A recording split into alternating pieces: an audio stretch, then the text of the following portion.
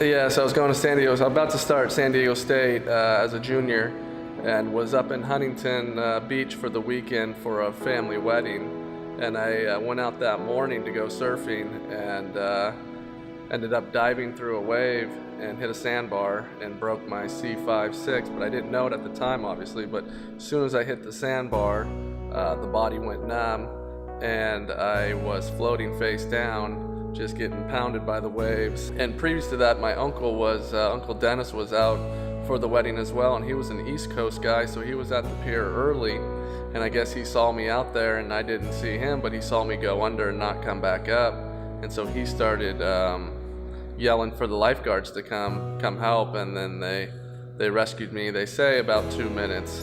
Once they took me out of the water, they put me on the beach, and they asked me, what was wrong, what did I had, and I told them I couldn't feel anything. So they started packing my neck with sand and then rushed me off to the hospital, and it's history from there. Yeah, so once I got out of the hospital, I went to rehab, and it was just kind of basically to get you to be able to live. Didn't really get me to progress too far, but basically get in and out of the chair, get in and out of bed, dress, that type of stuff. And then I went back to school to San Diego State to try to go back to school, and I ended up getting into that Project Walk, which was basically spinal cord injuries only. And they progressed me to a point where I was just wheeling every day. I was walking with leg braces, and they threw the leg braces out, and I just started walking and standing and do a lot of the daily functions that I wasn't able to do before. Came to a point where it was time to move on in life and working and do other things, so I ended up stopping, and I went and did my own working out at various gyms, and was trying to do it on my own, but I was just going backwards because I wasn't working my weak muscles. I was only really concentrating on the strong muscles that I could, so it ended up just putting me back into the chair and with pain, and my legs were heavy. I couldn't lift them very well, so I kind of just was going backwards from what that point was once I quit Project Walk.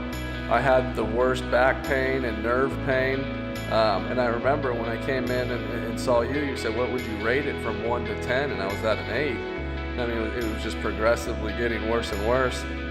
And so, yeah, that was basically just, that was the only really pain I've had through the whole injury, was getting to a point where it was just back pain. I think it was just posture, and then the nerve pain, and I never could figure out how to get rid of the nerve pain besides just going to a doctor and they prescribe you some medication that was just messing with the brain, and I didn't want to go that route. So 2016 was the year I said I was going to find someone to help me, and I found you.